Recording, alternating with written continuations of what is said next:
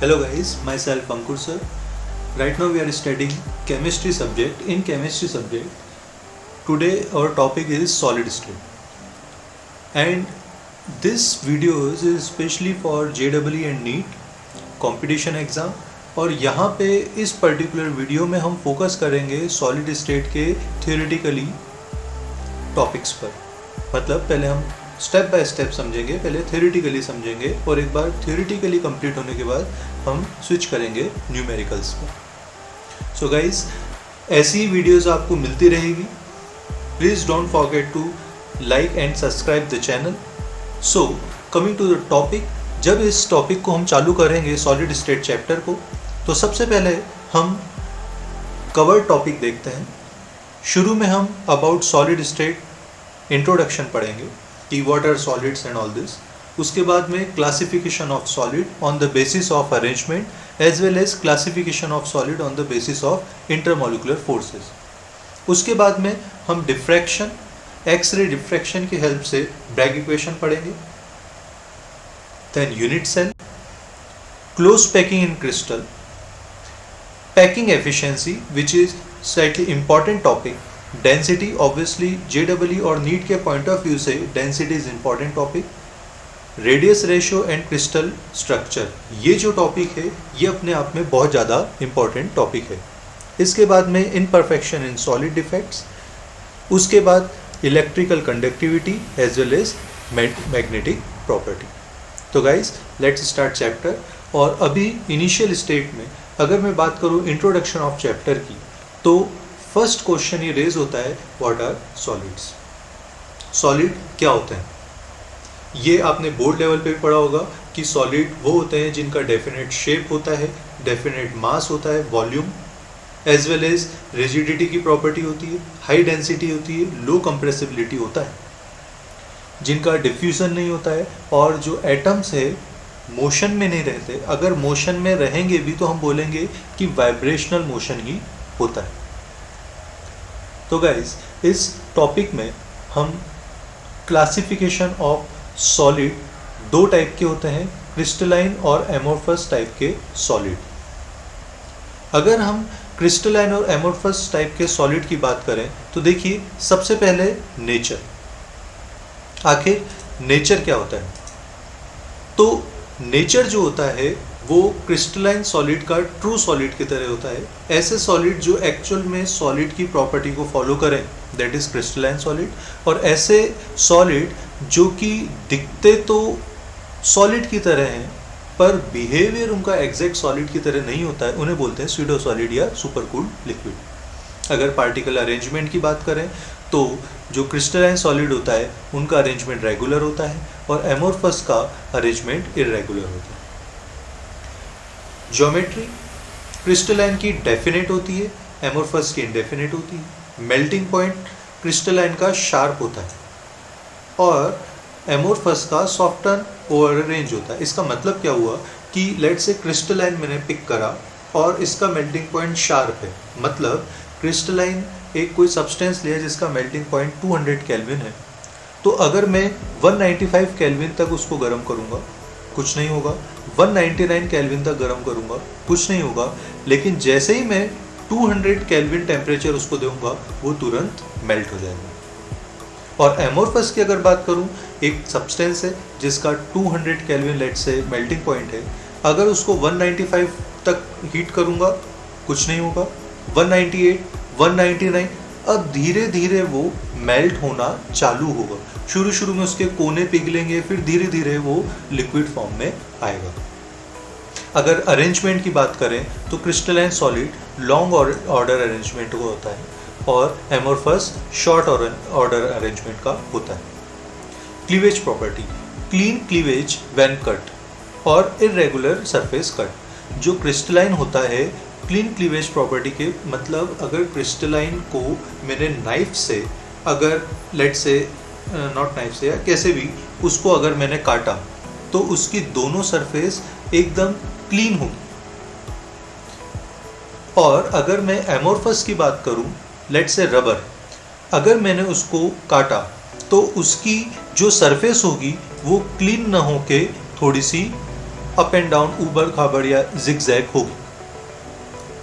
Next property anisotropic, और यहाँ पे थोड़ा सा इंपॉर्टेंट बन जाता है एनिसोट्रॉपिक क्या होता है और आइसोट्रॉपिक क्या होता है। एनिसोट्रॉपिक वो होता है जिसके हर ऐसी प्रॉपर्टी जिसके हर डायरेक्शन में प्रॉपर्टीज अलग अलग हो। मतलब यहाँ पे कुछ प्रॉपर्टी, लेट्स से ये मेरा क्रिस्टल है, तो यहाँ पे इस कोने पे अलग प्रॉपर्टी होगी, इस कॉर्नर पे अलग प्रॉपर्टी होगी, इस कॉर्नर पे अलग प्रॉपर्टी होगी, इस कॉर्नर पे अलग प्रॉपर्टी होगी। ये मिलती है हमारी क्रिस्टलाइन सॉलिड में। और अगर एमोर्फस की बात करें तो हर कॉर्नर पर सेम प्रॉपर्टी मिलती है, मतलब हर पॉसिबल डायरेक्शन में इसकी प्रॉपर्टी सेम होती है। हीट ऑफ फ्यूजन की बात करें तो क्रिस्टलाइन डेफिनेट होता है, इसका इनडेफिनेट होता है। आपको यहाँ एनिसोट्रॉपी ही याद रखना है, क्योंकि एनिसोट्रॉपी आइसोट्रॉपिक में बच्चे जनरली उल्टा लिख देते हैं। ऐसा उनको लगता है कि क्रिस्टलाइन जो होते हैं वो आइसोट्रॉपिक हो सकते हैं, विच इज़ रॉन्ग। एग्जाम्पल की मैं बात करूँ तो क्रिस्टलाइन क्वार्ट्ज, NaCl एक क्रिस्टलाइन के एग्जाम्पल हैं। और अगर एमोर्फस की बात करें तो ग्लास, रबर, ये सब। ये देखते हैं यहाँ पे अगर मैं बात करूँ क्रिस्टल क्वार्ट्ज और एमोर्फस क्वार्ट्ज ग्लास दोनों की, तो क्वार्ट्ज देखिए लॉन्ग ऑर्डर है और ये quartz glass short order arrangement होता है। अगर मैं एनिसोट्रॉपी आइसोट्रॉपी की बात करूं तो ये एनिसोट्रॉपी का है। अगर मैंने C to D यहाँ कट लगाया तो देखिए लाइन लगी, तो देखिए यहाँ पे और यहाँ पे हर पॉइंट में अलग अलग प्रॉपर्टी हो रही है। तो गाइज इस पॉइंट में इतना ही। अब नेक्स्ट वीडियो में हम देखते हैं next topic. Okay, now next topic में हम देखेंगे classification of solid on the basis of binding forces. उनके बीच में जो फोर्स हैं उस हिसाब से क्लासिफिकेशन। अगर इसमें मैं क्लासिफिकेशन की बात करूं तो पहला है मॉलिक्यूलर सॉलिड, जिसके 3 टाइप हो जाएंगे, नॉन पोलर, पोलर और हाइड्रोजन। फिर आयनिक सॉलिड और मेटेलिक सॉलिड, कोवेलेंट सॉलिड। पहला मॉलिक्यूलर, दूसरा आयनिक, तीसरा मेटेलिक, चौथा कोवेलेंट। यूनिट पार्टिकल्स की बात करूं तो मॉलिक्यूलर सॉलिड सारे के सारे मॉलिक्यूल से बनते हैं, आयनिक सॉलिड आयन से बनते हैं। अगर मेटेलिक की बात करें तो इलेक्ट्रॉन सी मॉडल, मतलब मेटल्स में आपस में जो बॉन्डेड होते हैं उसके थ्रू यूनिट पार्टिकल्स जुड़े होते हैं, और कोवेलेंट एटम के थ्रू जुड़े होते हैं। अगर फोर्स की बात करूं तो मॉलिक्यूल सॉलिड के नॉन पोलर डिस्पर्जन या लंडन फोर्स से आपस में जुड़े होते हैं, पोलर डायपोल डायपोल फोर्स से जुड़े होते हैं, hydrogen molecule solid hydrogen bond से जुड़े होते हैं, आयनिक सॉलिड इलेक्ट्रोस्टैटिक फोर्स से जुड़े होते हैं, मेटेलिक सॉलिड मेटेलिक बॉन्ड से जुड़े होते हैं, और कोवेलेंट सॉलिड कोवेलेंट बॉन्ड से जुड़े होते हैं। इनकी अगर फिजिकल नेचर की अगर मैं बात करूं तो physical nature non polar soft होते हैं, पोलर सॉफ्ट होते हैं, हाइड्रोजन थोड़ा सा हार्डर होता है। अब जैसे टॉप टू बॉटम जाते हैं तो इनकी हार्डनेस बढ़ती है। आयनिक हार्ड ब्लड बट ब्रिटल होता है, मतलब अगर इसको तोड़ेंगे तो छोटे छोटे टुकड़ों में बढ़ जाएगा। मेटेलिक सॉलिड हार्ड होता है, डक्टाइल होता है, मतलब इसको अगर हम तोड़ना चाहेंगे तो ये छोटे छोटे टुकड़ों में टूटकर शीट्स की फॉर्म में फैलने लगेगा। कोवेलेंट जो होता है प्योर एंड प्योर हार्ड होता है। अगर कंडक्टिविटी की बात करें तो टॉप टू बॉटम इंसुलेटर से दिखाई दे रहे होंगे, लेकिन मेटेलिक ऑब्वियसली कंडक्टर्स होते हैं, और आयनिक जो होते हैं वो सॉलिड में इंसुलेटर होते हैं बट मोल्टन में कंडक्टर्स होते हैं। मेल्टिंग पॉइंट की बात करें तो top to bottom melting point बढ़ता है। और एग्जाम्पल्स की बात करें मॉलिक्यूलर में, जिसमें आपस में मॉलिक्यूल्स के बीच में कौन से बॉन्ड रहेंगे, नॉन पोलर में लेट्स से आर्गन हो गया, hydrogen, iodine, CO2, CCl4। Polar के एग्जाम्पल है जिसमें इलेक्ट्रॉन नेगेटिव डिफरेंस हो, let's H+, Cl-, SO2। Hydrogen H2O, hydrogen bond का एग्जाम्पल। आयनिक सॉलिड में NaCl जो सॉल्ट होता है, MgO, ZnS। मेटेलिक सॉलिड में ऑल टाइप ऑफ मेटल। और कोवेलेंट में यहाँ पे याद रखेंगे कि ग्रेफाइट यहाँ पर एक्सेप्शनल एक एग्जाम्पल है, अदरवाइज डायमंड और बहुत सारे एग्जाम्पल तो होते ही। Okay, now this one is ionic solid. यहाँ पे NaCl का आयोनिक स्ट्रक्चर है, ब्लू वाले Na+ हैं और रेड वाले Cl- हैं, आपस में क्यूबिक फॉर्म में जुड़े होते हैं। कोवेलेंट की अगर मैं बात करूं तो डायमंड स्ट्रक्चर मैंने उठाया है और यहाँ पे हर कार्बन टेट्रावैलेंसी बॉन्ड से जुड़े होते हैं और सारे के सारे कार्बन, ये जो ब्लैक कलर का स्पेरिकल एटम है कार्बन का माना गया है, तो यहाँ पे कार्बन कार्बन आपस में कोवेलेंट बॉन्ड से जुड़े होते हैं। अगर मैं मेटेलिक बॉन्ड की बात करूं तो ये सारे के सारे मेटल्स हैं, इसके वैलेंस इलेक्ट्रॉन्स ब्लू से दिखाए गए हैं और वैलेंस इलेक्ट्रॉन को हटा दें तो पॉजिटिव प्लस जो बचता है इसे हम कर्नल्स बोलते हैं मेटल के। तो ये सारे के सारे मेटल के कर्नल्स इन सब के वैलेंस इलेक्ट्रॉन के थ्रू जुड़े होते हैं और इलेक्ट्रॉन इतने ज़्यादा होते हैं कि इन्हें बोला जाता है sea of delocalize electron. Okay guys, तो ये तो बात हुई बेसिक क्लासिफिकेशन की। अब अगर मैं नेक्स्ट टॉपिक की पे आऊँ तो that is structure determination of X-ray diffraction, जिसे ब्रैग इक्वेशन बोले। अब एक सॉलिड सरफेस पर अगर एक्सरे को पुटअप किया जाए तो सॉलिड की अलग अलग लेयर्स होती है। तो when a beam of X-ray falls on crystal plane तो एक्सरे डिफ्रैक्टेड हो जाती है। अब जब रिफ्लेक्शन होता है तो ऐसा नहीं है कि ये रे और ये रे, ये दो रे हैं, ये वाली रे और ये वाली रे गिरेगी एक साथ, पर यहाँ पे पहुँचेगी अलग अलग टाइम पे। क्यों? क्योंकि ये अलग लेयर पे गिर रही है और ये अलग लेयर पे गिर रही है। लेट्स से दोनों रे आई, दोनों यहाँ पे टच हुई, तो एक एक्स पर टच होगी, दूसरी एक वाई पे टच होगी। उसके बाद में रिफ्लेक्ट हो जाएगी और रिफ्लेक्ट होगी तो यहाँ पर अगर हम देखेंगे तो दोनों का टाइम ट्रेवलिंग काइंड ऑफ अलग अलग होगा। दोनों लेयर्स के बीच में स्मॉल d डिफरेंस है और इसको जब हम नापते हैं तो इसको हम पाथ डिफरेंस के वे में देखते हैं। लेट्स से जो WY है और YZ है, ये हमारा टोटल पाथ डिफरेंस हो गया। यहाँ पे थीटा जब एंगल से गिरता है तो पहले का पाथ WY का बन जाता है XY साइन थीटा, यहाँ पे XY साइन थीटा, और दूसरे का भी बन जाता है XY साइन थीटा। तो टोटल जो है वो बन जाता है 2XY साइन थीटा और XY डिस्टेंस क्या है D, तो इस XY को रिप्लेस कर दिया गया है D से, तो ये बन जाता है अल्टीमेटली 2D साइन थीटा।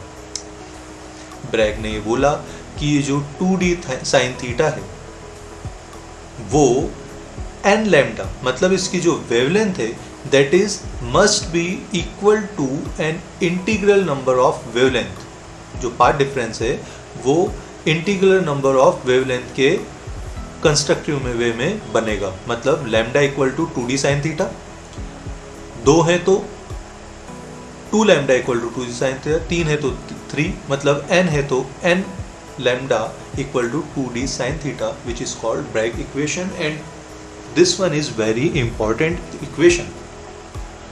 यहाँ पे देखिए, अगर मैं n की बात करूँ तो डिफरेंशिएशन ऑर्डर है, लैम्डा हमारा वेवलेंथ है, d डिस्टेंस है और थीटा एंगल है जिसके जो इंटरफेस के बीच में बने। Again repeating, this equation is important, n lambda equal to 2D sine theta. Guys, ये तो बात हो गई ब्रैग इक्वेशन की। अब हम पढ़ते हैं, धीरे धीरे चैप्टर के डेप्थ में जाते हैं और ये वाला टॉपिक है unit cell and crystal lattice. No, first of all, what is crystal lattice, what is unit cell? Sorry. तो सबसे पहले एक हम क्यूब को कंसीडर करेंगे, राइट वाले क्यूब को। यहाँ पे अगर हम ध्यान से देखेंगे तो इस क्यूब को टोटल 8 पार्ट में डिवाइड किया गया। ये पहला क्यूब, ये दूसरा, ये तीसरा, ये चौथा, ऐसे ही पूरा आधा हो रहा है तो नीचे 4, ऊपर के 4 क्यूब, 4 क्यूब और नीचे के भी 4 क्यूब। अगर इसके एक पार्ट को उठाते हैं तो वो भी एक क्यूब बनेगा। ओके, तो आते हैं क्रिस्टल लैटिस पे, यूनिट सेल पे। First of all, crystal lattice क्या होता है? कंस्टिट्यूएंट पार्टिकल्स किसी भी मैटर का, या वो एटम से बना हो, आयन से बना हो, मॉलिक्यूल से बना हो, आपस में सारे के सारे अगर जुड़ जाते हैं, लैटिस बनाते हैं, उसे बोलते हैं crystal lattice. Lattice kind of पूरा नेट बना होता है किसका? क्रिस्टल का। और इस क्रिस्टल को तोड़ते जाओ, तोड़ते तोड़ते लास्ट पॉइंट पे आप आएंगे जिसके आगे अब क्रिस्टल को तोड़ नहीं सकते। तो क्रिस्टल लैटिस का smallest geometrical portion is called unit cell. मतलब यूनिट सेल को मिलाते जाओ, अल्टीमेटली क्या बनेगा? Crystal lattice. और एक छोटा सा पॉइंट आपको याद रखना है कि इसके अलग अलग टाइप्स हम फ्रैक्शनल कर सकते हैं और लैटिस बना सकते हैं, जिसके बारे में ज़्यादा डेप्थ में नहीं जाएंगे। लेकिन फिर भी ब्रेवियस ने डिस्कवर करा था कि 3D में टोटल 14 पॉसिबल ब्रेवियस लैटिस होते हैं। ओके, अगर मैं बात करूं छोटे से एग्जाम्पल की ऑफ क्रिस्टल लैटिस, तो मैंने LiCl का लिया। यहां पर Cl कॉर्नर्स पे हैं, दिख रहे हैं? ये क्यूब का कॉर्नर्स कहलाता है। ये जो है ये फेस कहलाता है। ये फेस जो कि आने वाले टॉपिक्स में आएगा। तो फेस सेंटर पे भी Cl माइनस है, और ये एज है, एज के सेंटर में Li प्लस सारे के सारे प्रेजेंट होते हैं। तो this is just an example, इसको आगे डिटेल में हम देखेंगे। ओके, तो अब जो क्रिस्टल लैटिस है, जो हमारा क्यूब बना था, या जो यूनिट सेल, अब यूनिट सेल की अगर बात करें तो यूनिट सेल एक छोटा सा क्यूब हम कंसिडर करते हैं, लेकिन क्यूब तो बोल नहीं सकते। सारे सॉलिड क्या क्यूब होंगे?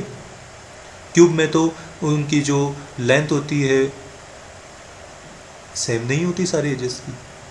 तो इनके पैरामीटर्स डिफाइन है। 3 एज के पैरामीटर हैं ABC, और 3 एंगल से हम उनके बीच में AB, BC और CA के एंगल को डिफाइन कर सकते हैं, that is alpha, beta, gamma. अभी लेट से कोई हमारे पास यूनिट सेल है, इसमें ABC अलग अलग एक्सिस के अलोंग 3 पॉसिबल एक्सिस होती है ABC, उसके अलोंग हम मेज़र करते हैं, और उसके बाद में CB के बीच में अल्फा, लेट से अल्फा एंगल मान लिया, CA के बीच में बीटा और AB के बीच में गामा मान लिया। ये 3 पैरामीटर आपको याद रखने। Okay, now this was the basic idea of unit cell. अब हम आगे देखेंगे कि ये यूनिट सेल आखिर कितने टाइप के होते हैं। तो फर्स्ट ऑफ ऑल मैंने आपको बताया था कि एक यूनिट सेल में एज होती है, कॉर्नर होता है, फेस होता है। तो उसको अभी हम देखेंगे बाद में, डायग्राम के वे में देखेंगे। Unit cell first of all 2 types का होता है। एक बार तो जब उसके एटम, मॉलिक्यूल या आयन केवल कॉर्नर्स पे हों, वो कहलाता है हमारा प्रिमिटिव। मतलब एटम केवल कॉर्नर पे हो तो वो यूनिट सेल हमारा कहलाता है प्रिमिटिव यूनिट सेल।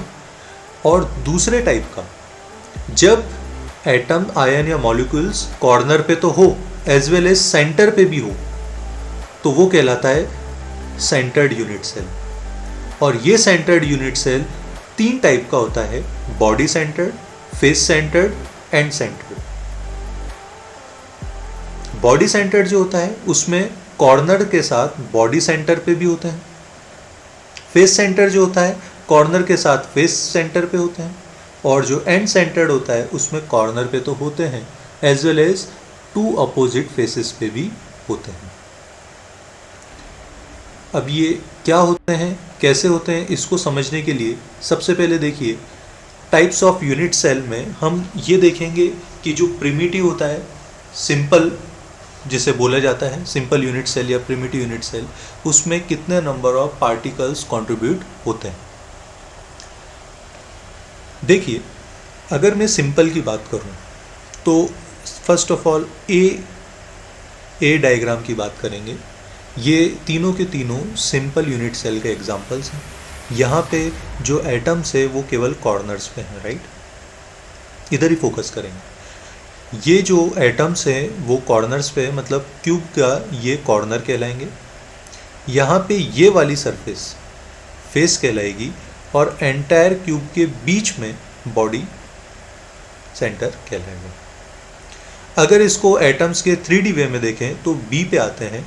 देखिए 4 जो एटम्स है ये आपस में लिंक है, एज इट इज़ नीचे एक और लेयर है 4 एटम्स की, वो आपस में कनेक्टेड है।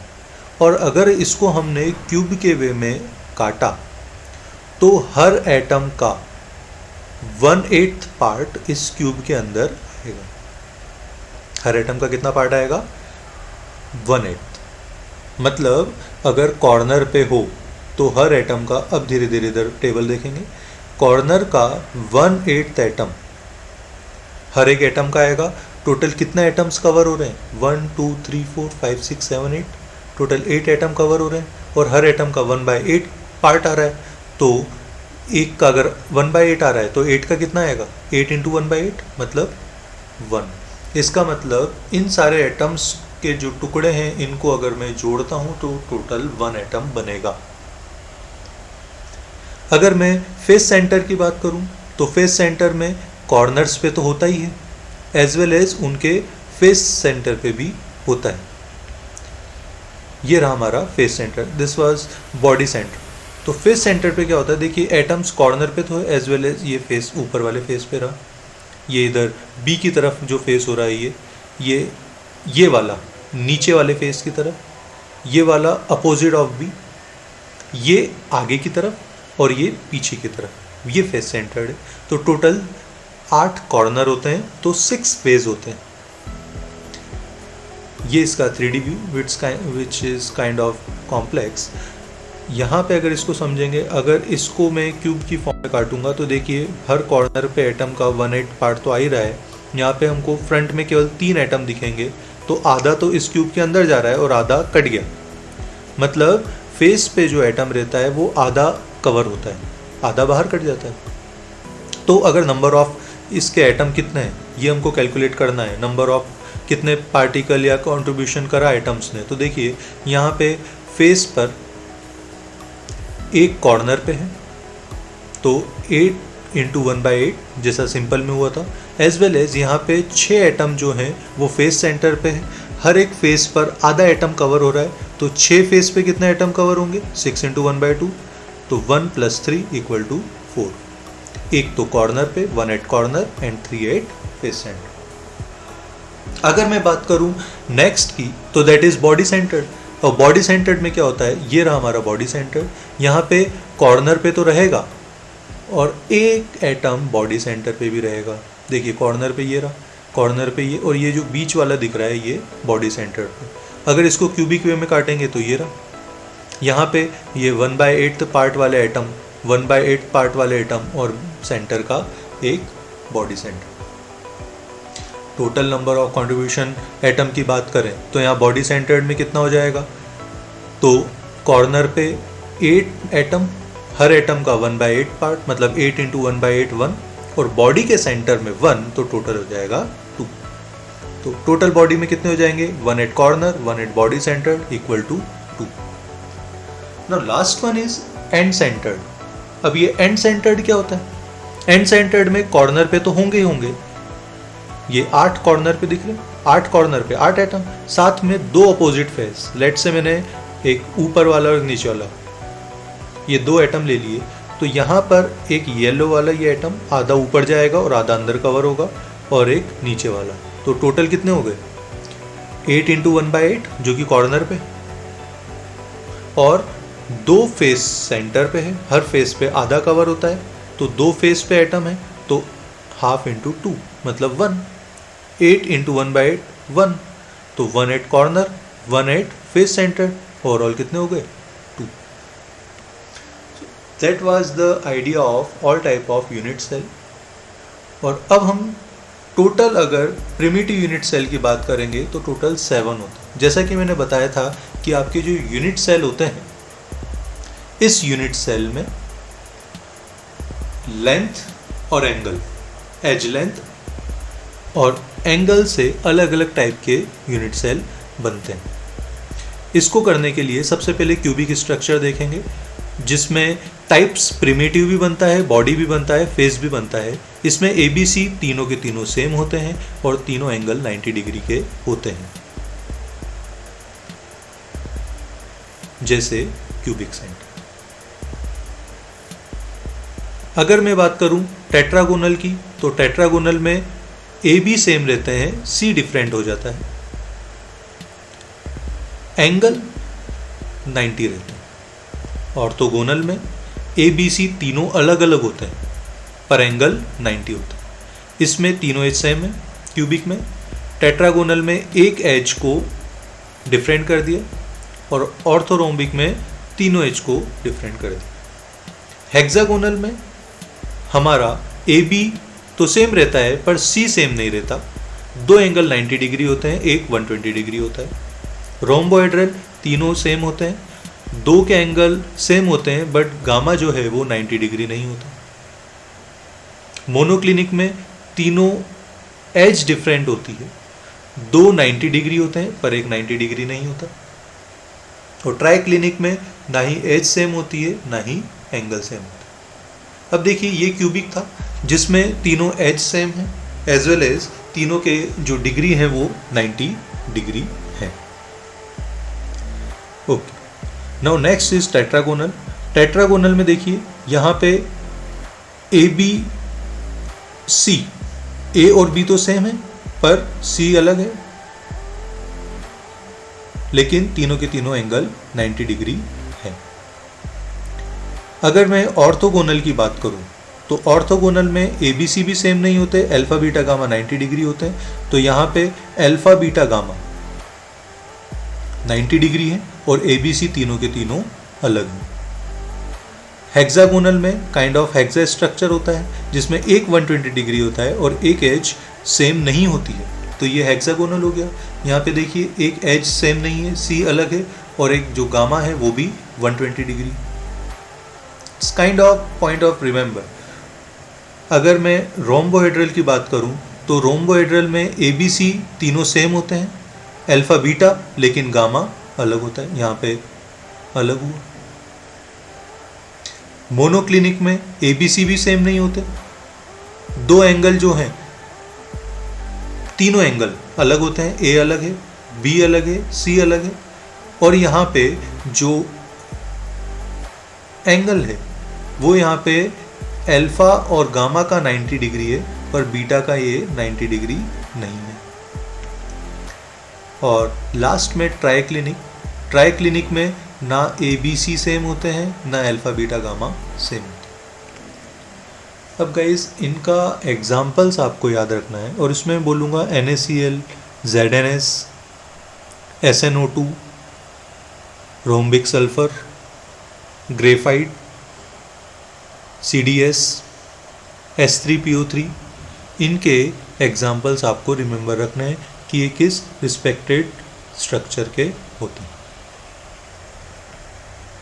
So now next point is close pack structure.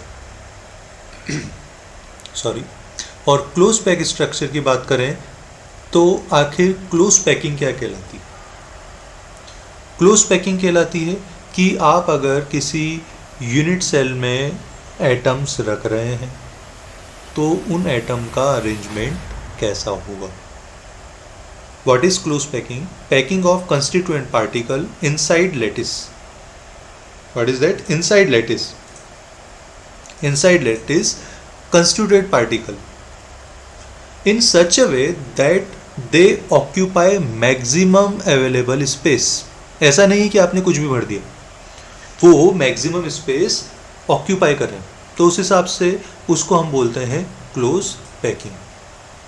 अगर क्लोज पैकिंग की बात करें तो स्टेप बाय स्टेप देखेंगे, पहले 1D, फिर 2D और 3D। इस पॉइंट को चालू करने से पहले एक कोऑर्डिनेशन नंबर टर्म्स को हम पढ़ेंगे। What is coordination number? अलग अलग टाइप के अरेंजमेंट होंगे, अलग अलग टाइप के जो हैं उसमें क्लोज पैकिंग होगी। ध्यान रहे कोऑर्डिनेशन नंबर वो होता है एक एटम आसपास अपने नेबरिंग एटम से कितने एटम से टच है। It is defined as the number of particles immediately adjacent to each particle in crystal lattice. आपको ध्यान रखना है सिंपल क्यूबिक में कोऑर्डिनेशन नंबर 6 होता है, बॉडी सेंटर्ड में कोऑर्डिनेशन नंबर 8 होता है और एफसीसी में कोऑर्डिनेशन नंबर 12 होता है। ये आपके बहुत इंपॉर्टेंट पॉइंट है। नाउ अगर मैं बात करूं क्लोज पैकिंग डेफिनेशन, इनके एक इंपॉर्टेंट बात है, जो पार्टिकल हैं वो हार्ड स्फीयर की वे में हम डिफाइन करेंगे। कोऑर्डिनेशन नंबर आपका इंपॉर्टेंट टर्म है। सिंपल क्यूबिक का अगेन रिपीटिंग कोऑर्डिनेशन नंबर 6 होता है, बीसीसी का 8 होता है और एफसीसी का 12 होता है, which is important. Okay, now next point is close packing. और अब धीरे धीरे हम क्लोज पैक स्ट्रक्चर में बढ़ेंगे। पहले हम चालू करेंगे वन डायमेंशनल क्लोज पैकिंग, ऐसी क्लोज पैकिंग जो कि केवल 1D में हो। अब 1D में जो होगी वो कैसी कहलाएगी?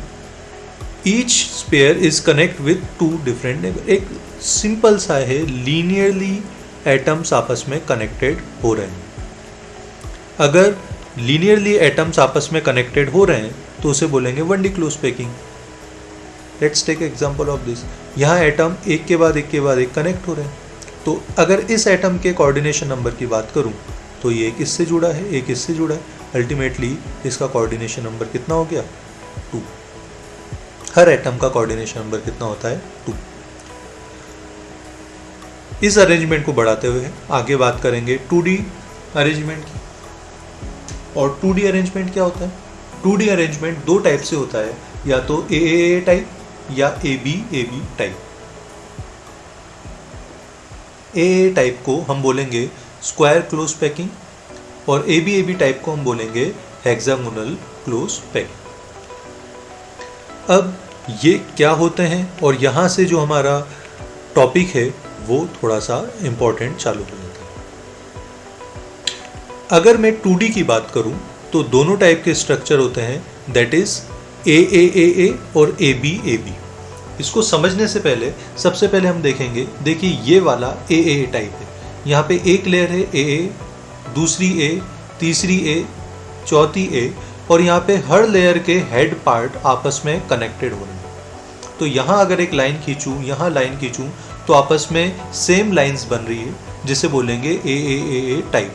पर यहाँ पे अगर मैं बात करूँ ABAB की, तो ये वाली लेयर और ये वाली लेयर अलग सेंटर मिल रही, और यहाँ पे ये वाली लेयर है, इनके सेंटर्स को मिलाऊं तो एक अलग लाइन बन रही। तो 2 टाइप की लेयर्स हो गई, तो इसे बोलेंगे ABAB टाइप स्ट्रक्चर।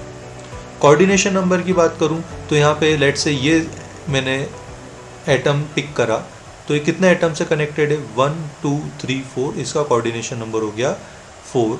और लेट से अगर मैंने यहाँ पे हेक्सागोनल में ये एटम पिक करा, तो ये टोटल 1 2 3 4 5 6 एटम से कनेक्ट है, तो इसका कोऑर्डिनेशन नंबर हो गया 6। अभी के लिए डायरेक्ट याद रखेंगे कि स्पेस ऑक्यूपाई यहाँ पे AAA की 52.4 है और हेक्सागोनल की 60। मतलब ज़्यादा जगह कौन घेरता है? हेक्सागोनल। मतलब इसकी क्लोज पैकिंग ज़्यादा बेटर है स्क्वायर क्लोज पैकिंग की। स्क्वायर क्यों बोलते हैं? ये स्क्वायर बन रहा और हेक्सागोनल में हेक्सागोनल शेप बनता है। First row sphere head touch second row head, उसे बोलेंगे हम स्क्वायर क्लोज पैकिंग। और second row sphere placed between 2 sphere of 2 rows, उसे बोलेंगे हम hexagonal close packing. So guys, ये जो टॉपिक है इसी को आगे बढ़ाते हुए अभी 1D कंप्लीट हुआ है, अभी 2D कंप्लीट हुआ है। 1D में एक ही टाइप था, लीनियर जिससे शेप बन रहा था। 2D में 2 टाइप थे, पहला जो स्क्वायर बन रहा था और दूसरा जो कि हेक्सागोनल बन रहा था। अब हम देखेंगे 3D क्लोज पैकिंग। और 3D क्लोज पैकिंग में सबसे पहले हम देखेंगे कि पहले हम 2D क्लोज पैकिंग लेयर को, मतलब second layer is placed over first layer करेंगे। पहली लेयर बनाई, उस पर कौन सी लेयर रख रहे हैं हम? Second layer. तो इस टाइप का जो अरेंजमेंट होगा उसे हम बोलेंगे AAA टाइप। अभी हमने क्या करा है? फर्स्ट लेयर पे सेकेंड लेयर लगी, मतलब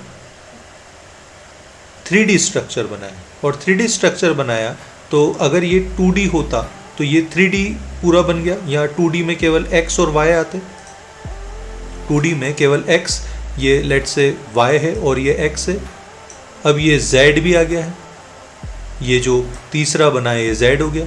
तो यहाँ पे जो ओवरऑल स्ट्रक्चर बनता है वो क्यूबिक स्ट्रक्चर बनता है। इसका जो कोऑर्डिनेशन नंबर होता है वो 6 होता है, और क्योंकि सब सेम सेंटर अगर इनके ऐड करें तो सेम लाइन में मिल रहे हैं, इसलिए इनका टाइप अरेंजमेंट हो जाता है ए टाइप अरेंजमेंट। इसको हम बोलते हैं सिंपल क्यूबिक लैटिस या प्रिमिटिव क्यूबिक यूनिट सेल। ध्यान रहे इसका कोऑर्डिनेशन नंबर कितना होता है, 6। अभी हमने फर्स्ट लेयर पे सेकेंड लेयर रखी है। अब इसमें क्योंकि 2D में 2 टाइप के थे, एक तो स्क्वायर जो कि हमने देखा, स्क्वायर से बनाया था 3D, अब हम हेक्सागोनल से 3D बनाएंगे। जब हेक्सागोनल से 3D बनाएंगे तो इसमें 2 टाइप की चीज़ें, एक तो स्टैकिंग ओवर सेकेंड लेयर और फर्स्ट लेयर, और उसके बाद में थर्ड लेयर और सेकेंड लेयर। पहली लेयर थी, उसके ऊपर हमने सेकेंड लेयर रखी और उसके ऊपर हमने थर्ड लेयर रखी। तो देखिए यहाँ पे 2 टाइप के वॉइड बनते हैं, एक तो टेट्राहेड्रल वॉइड और एक ऑक्टाहेड्रल वॉइड। टेट्राहेड्रल वॉइड की अगर मैं बात करूँ तो टेट्राहेड्रल वॉइड काइंड ऑफ एक ट्राइंगल टाइप स्ट्रक्चर में बन रहा है, और अगर ऑक्टाहेड्रल की बात करूँ तो ऑक्टाहेड्रल एक स्टार टाइप में बन रहा है। देखिए यहाँ पे आपको थोड़ा ध्यान से देखना पड़ेगा, ऑक्टाहेड्रल में ये एक और उसके वॉइड के ऊपर एक और वॉइड, तो ये हो जाता है ऑक्टाहेड्रल। और टेट्राहेड्रल एक एटम नीचे दिख रहा है और उसके ऊपर एक वॉइड अरेंज हो रहा है, उसे बोलेंगे टेट्राहेड्रल। ये टेट्राहेड्रल हुआ, ये ऑक्टाहेड्रल हुआ। अगर टोटल n क्लोज स्फीयर है, ये इंपॉर्टेंट लाइन है, तो total number of octahedral n voids बनाएंगे और number of tetrahedral voids double होंगे, दैट इज 2n। ये पॉइंट इंपॉर्टेंट है, आपको याद रखना। ओके, सो गाइस अभी इस वीडियो में इतना ही। नेक्स्ट वीडियो में आगे पैकेजिंग करते हुए, डेंसिटी करते हुए चैप्टर को आगे बढ़ाएंगे। So guys please don't forget to like and share, as well as आगे वीडियोस को देखने के लिए सब्सक्राइब भी करें। अभी के लिए इतना ही, मिलते हैं नेक्स्ट वीडियो में। Thank you.